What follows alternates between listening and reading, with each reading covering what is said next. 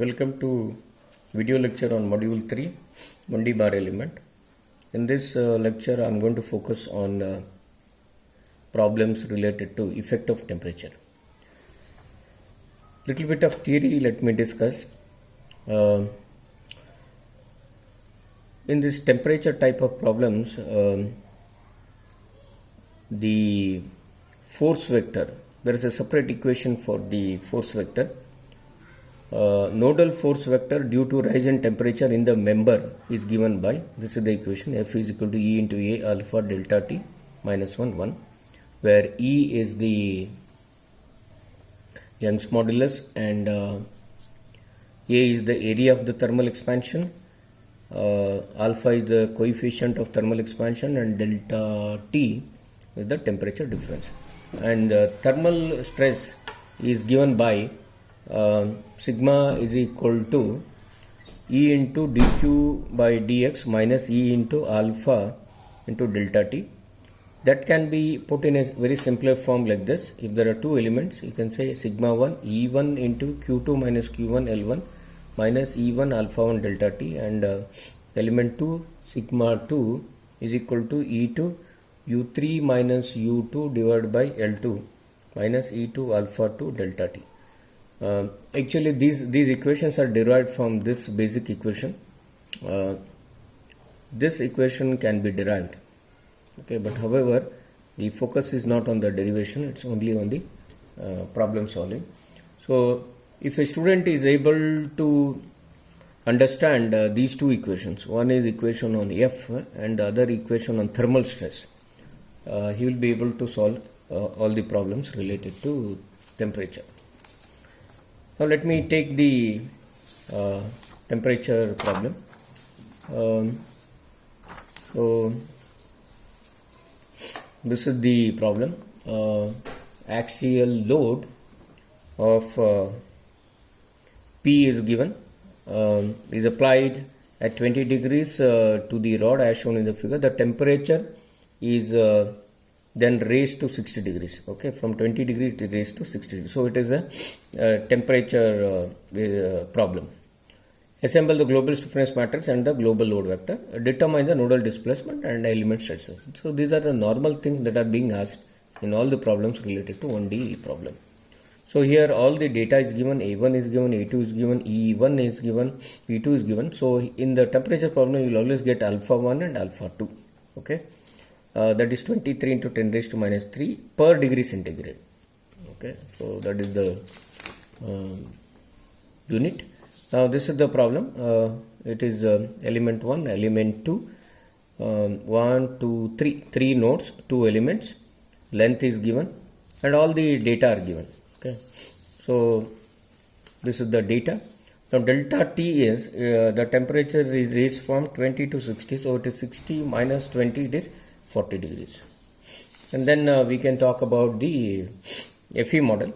So same thing, draw a straight line with 2 elements and 3 nodes, Q1, Q2, Q3 and L1, L2. That is the FE model. Now as far as the element stiffness matrix is concerned, it is like solving all other types of problems. The same equation, that is AE LE by LE, same equation. And K1, all the values are given, you substitute. Now K1 has nodes, that is element 1 has nodes 1, 2. So this is K1. Now element 2, same thing, you substitute all the values.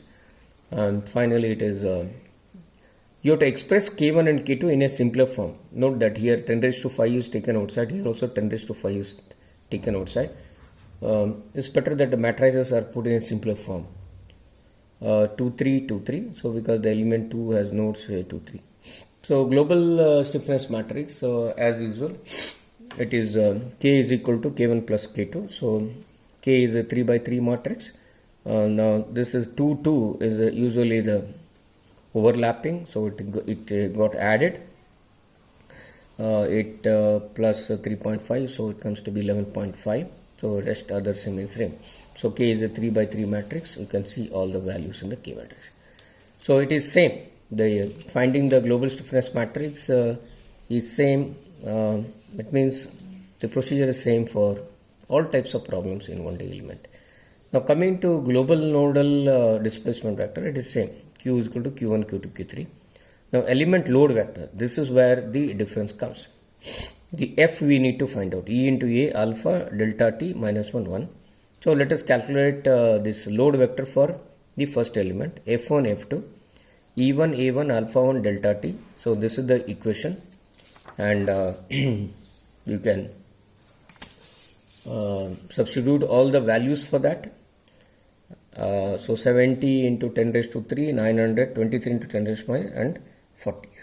And this one. So finally it comes out to be minus 57960.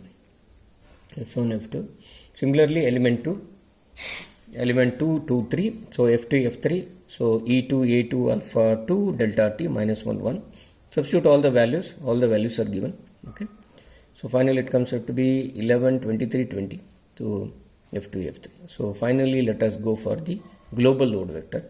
So F is F1, F2, F3. Now F1, as you can see, it is minus 57960, and this is F2. So you have to add these two, element 1 and element 2 matrices together. Now when we talk about the F2 is 57960, then the second one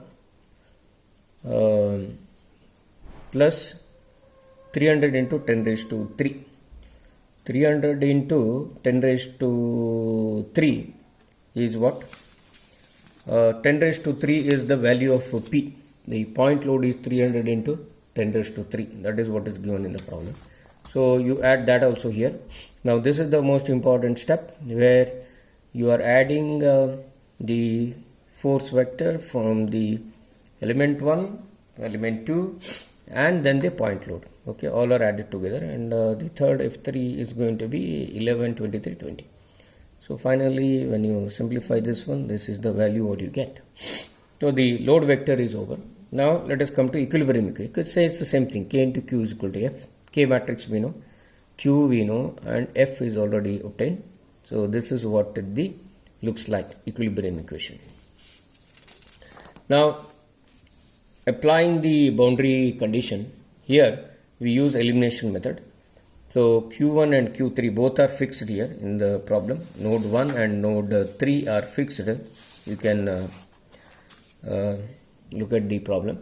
So that is equal to 0. Eliminating corresponding that is row and column as per the rules, you finally get this simplified equation, and Q2 comes out to be 0.22 mm.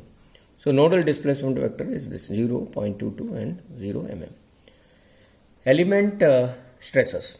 Now here in this case we call this stress as thermal stresses, because stresses are induced also due to the temperature. There is a point load also, but we call it as thermal stress. The thermal stress is given by sigma is equal to, unlike the previous cases, the equation is going to change here. This is general equation, E into dq by dx minus E into alpha into t. So when I modify that equation to suit this particular problem, it's going to be sigma 1 is equal to E1 Q2 minus Q1 L1 minus E1 alpha 1 delta t. So substitute all the values here. All the values are given. Finally you get it as 12.6 MPa. And then element 2, sigma 2 is going to be same equation, but it is Q3 minus Q2. So that is comes out to be sigma 2 is equal to minus 240.27 MPa. That is the it is negative, subjected to compression. So that is the sigma 1 and sigma 2. So that is what I asked in the problem. Determine nodal displacement and element stresses.